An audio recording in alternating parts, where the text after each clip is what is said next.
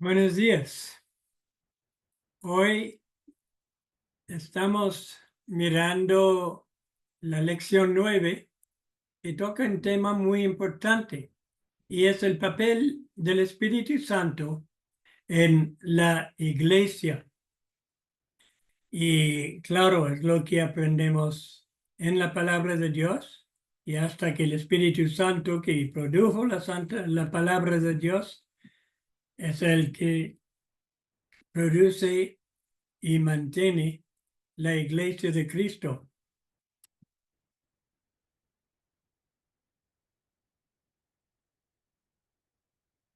La iglesia empezó cuando el Espíritu Santo bautizó a los primeros creyentes en el Espíritu y la iglesia sigue hoy en día dependiendo del Espíritu. Este edificio depende de los constructores humanos, pero la verdadera iglesia, que es la asamblea de creyentes, que se reúne regularmente para adorar al Señor, esa iglesia está construida por el Espíritu Santo.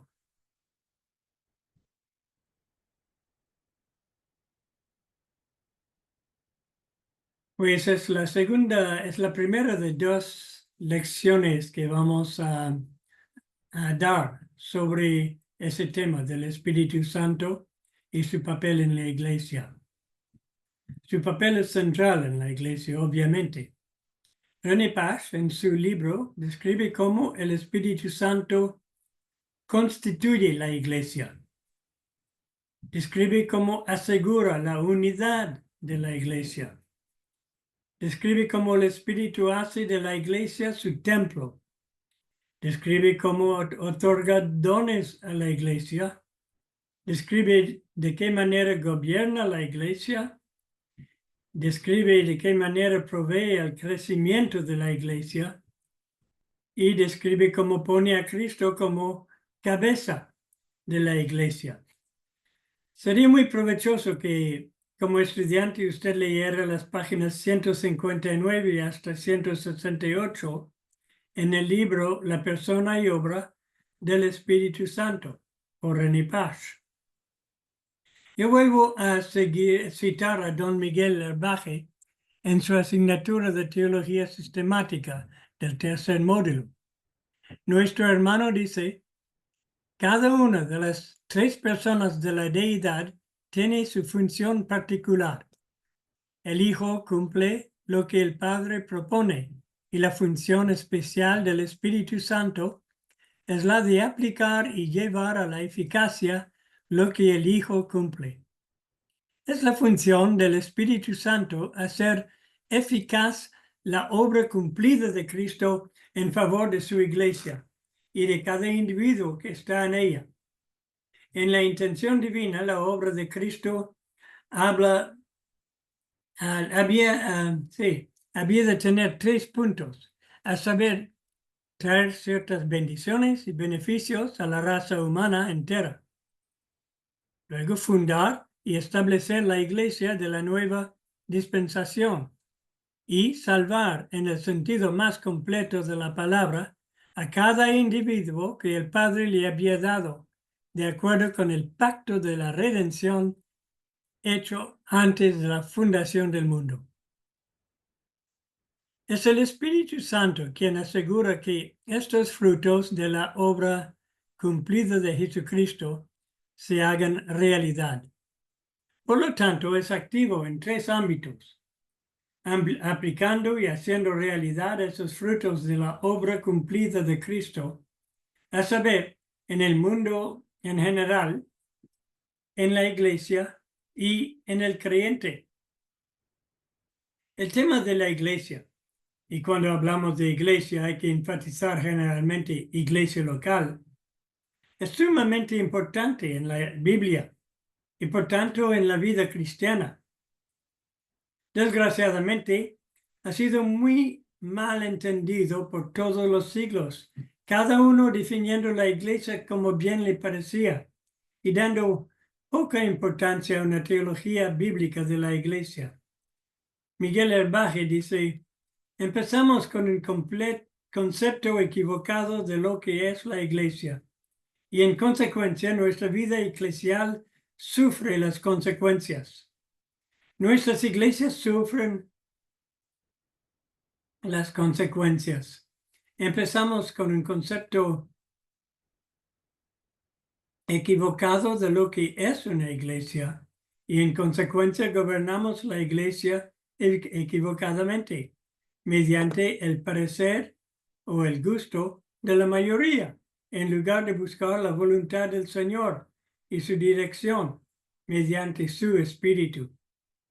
Empezamos con un concepto equivocado de la iglesia y en consecuencia no sabemos lo que es el ministerio ni la posición del ministro. Tampoco tenemos ideas adecuadas acerca de la naturaleza y los objetivos de la disciplina eclesial. Los evangélicos damos poca seriedad a las divisiones y cismas en el cuerpo de Cristo.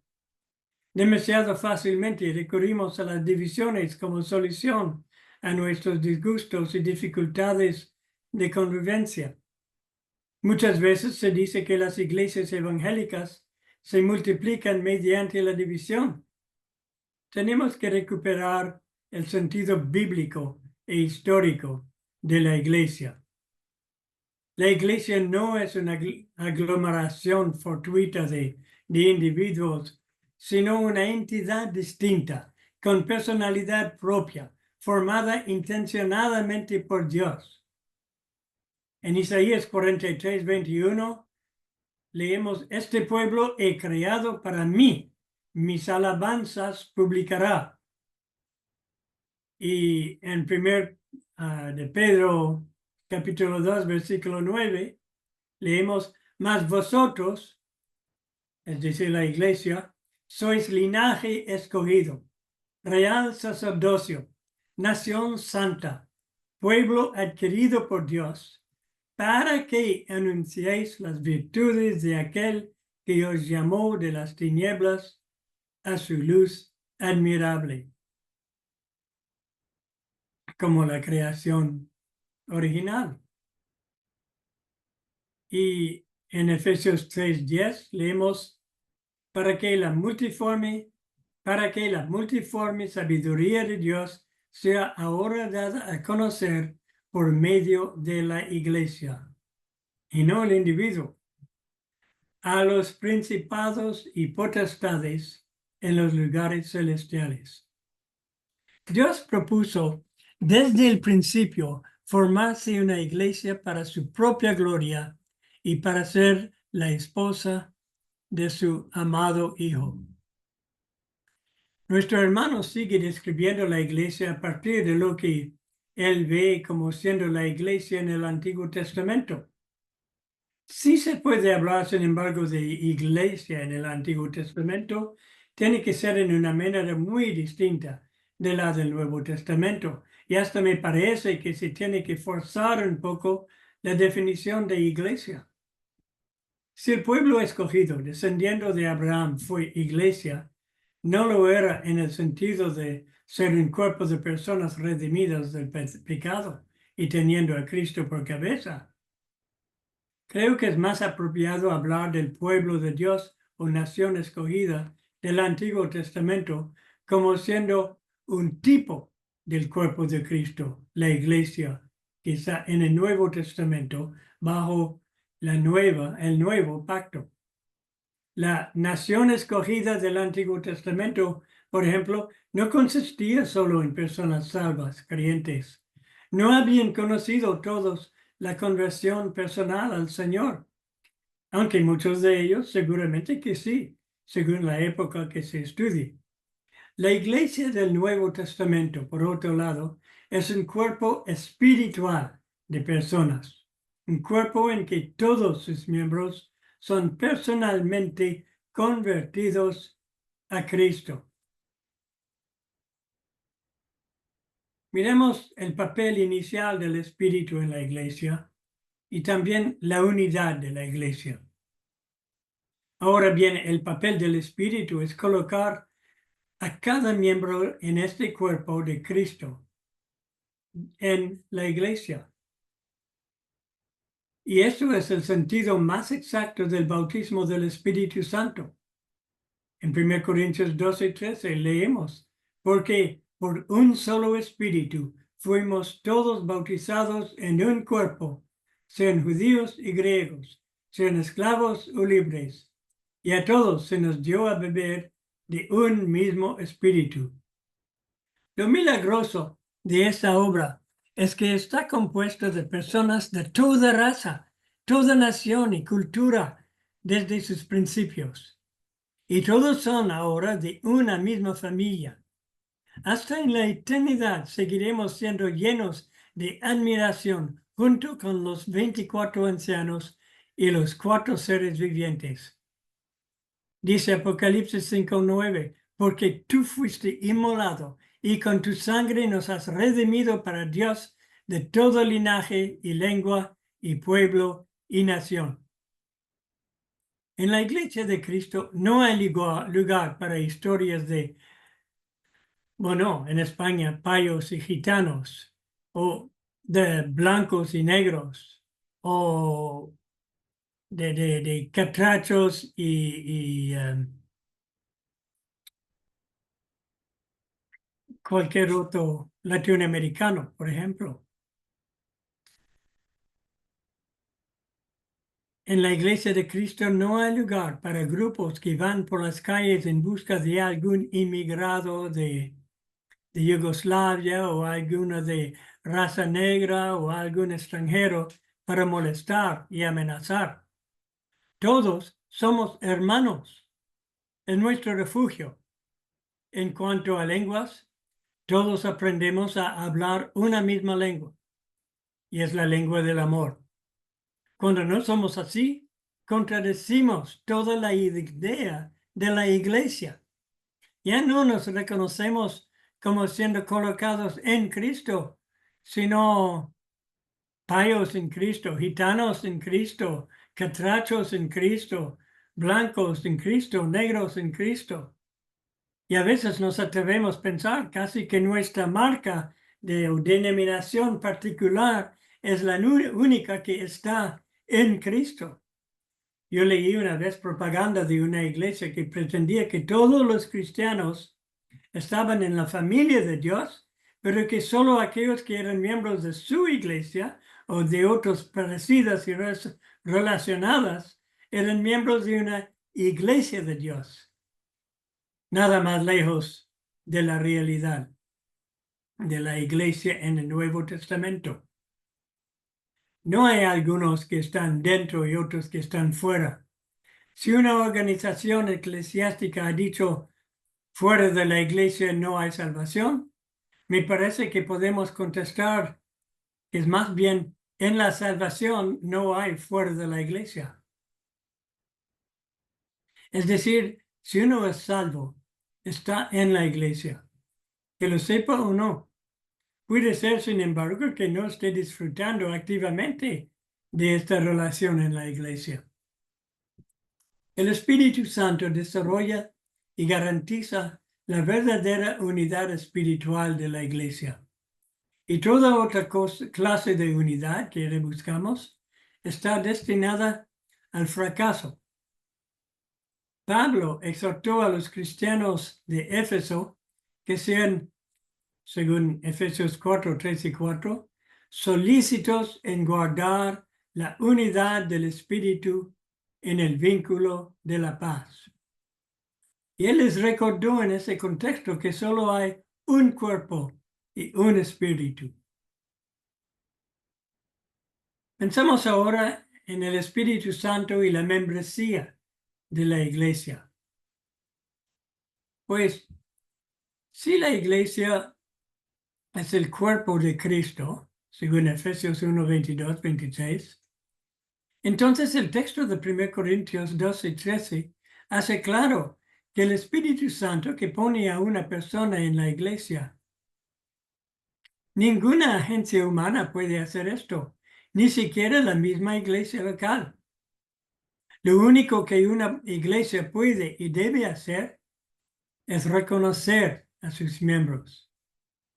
Por ejemplo, si es una iglesia de gobierno congregacionalista, como lo son muchas, la mayoría posiblemente de iglesias evangélicas, llega a ser necesario saber, pues, quién es miembro. El peligro radica en querer determinar quién es miembro cuando eso es un asunto del Espíritu Santo.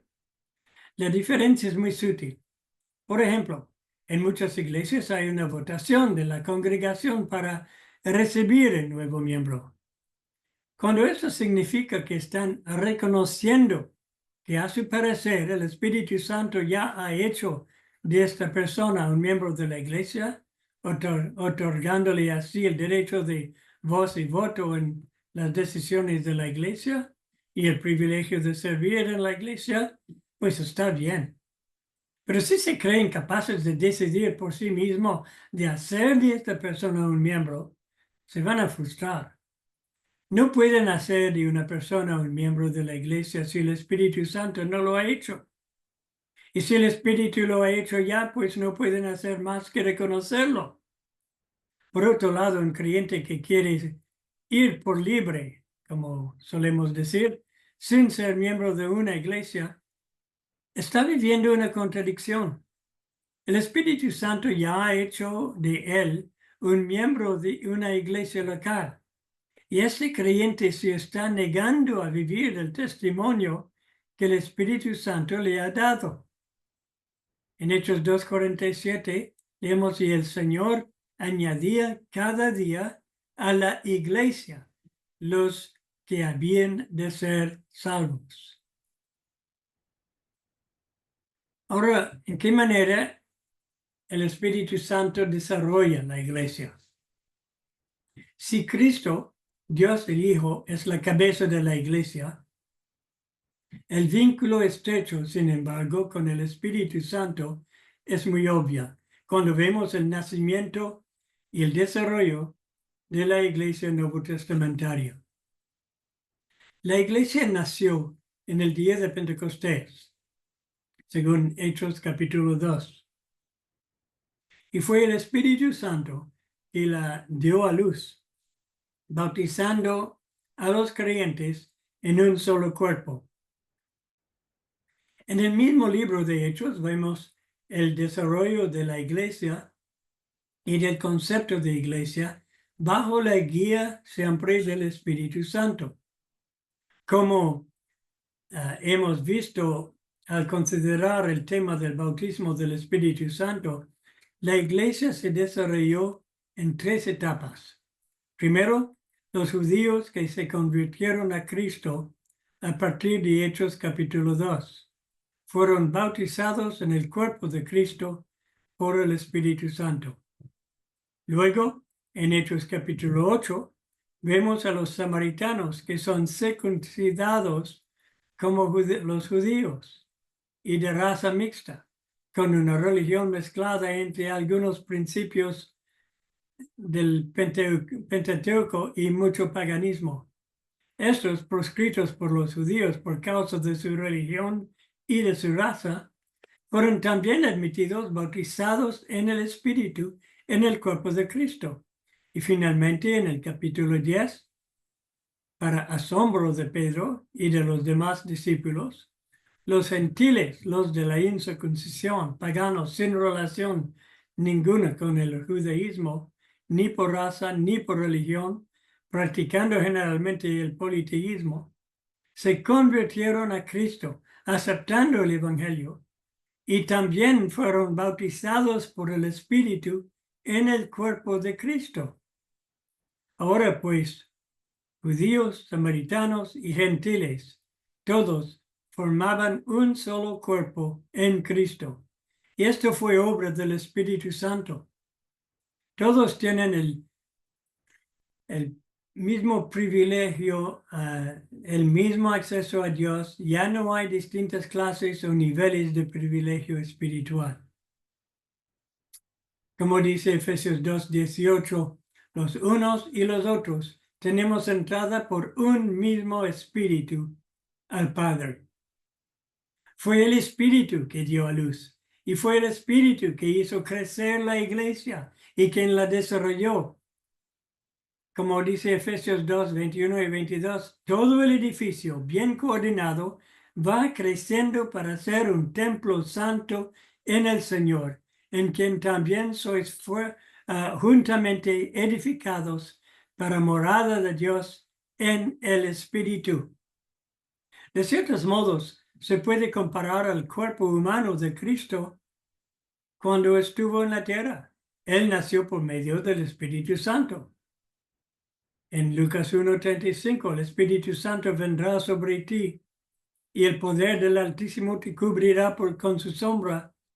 Luego, y por lo cual también el santo ser que nacerá será llamado Hijo de Dios.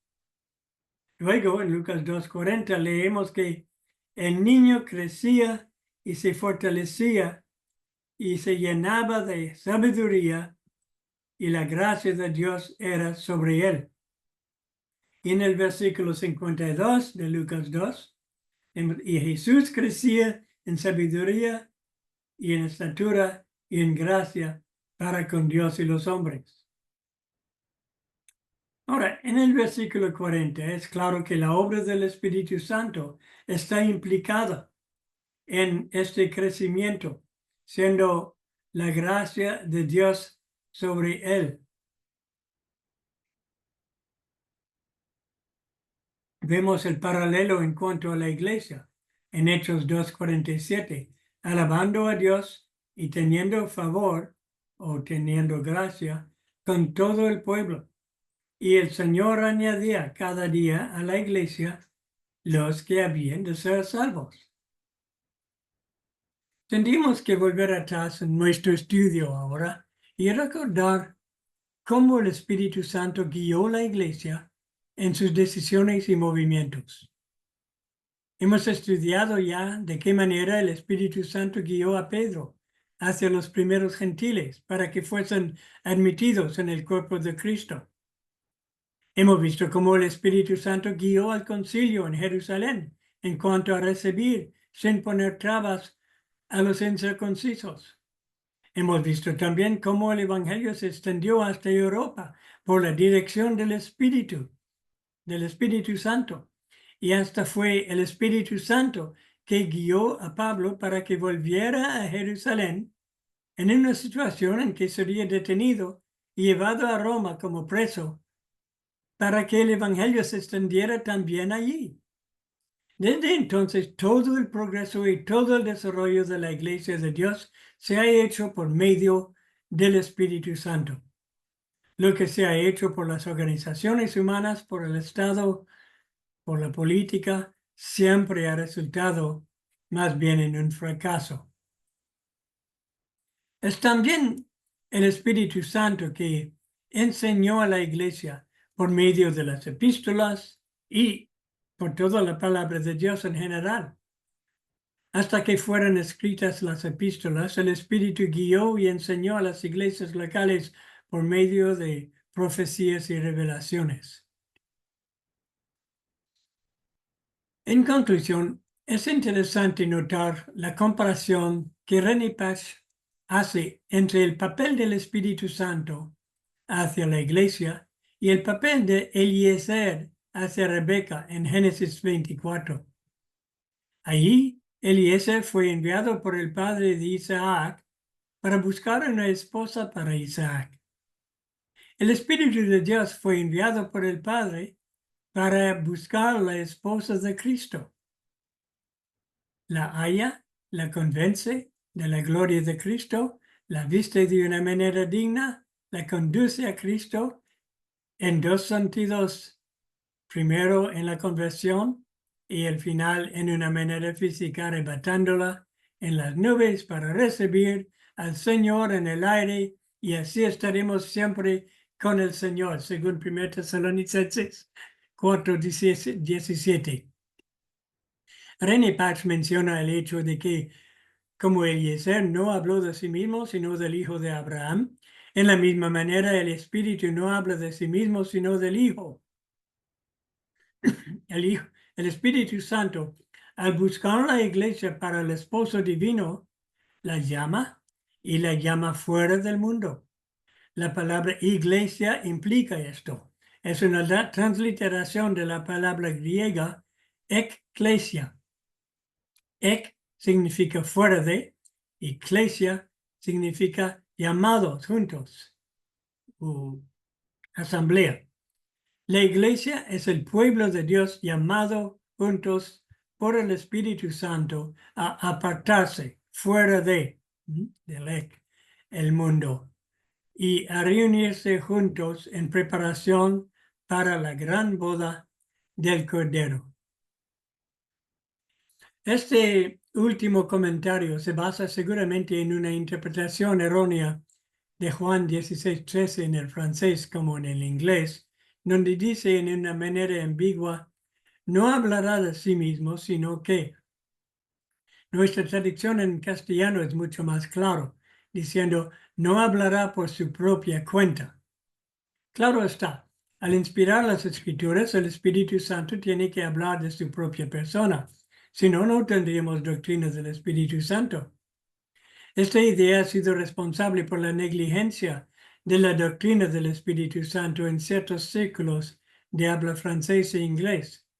Esta interpretación se ha hecho en reacción al movimiento pentecostal y no como resultado del estudio serio de las Escrituras.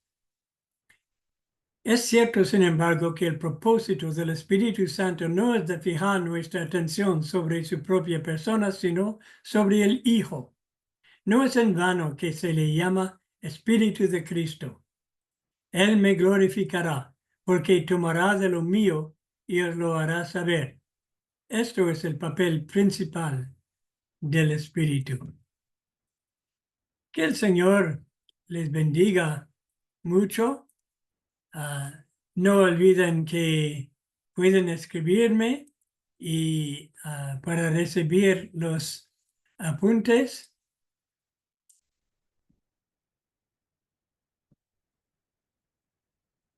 Ups. Tengo un problema aquí.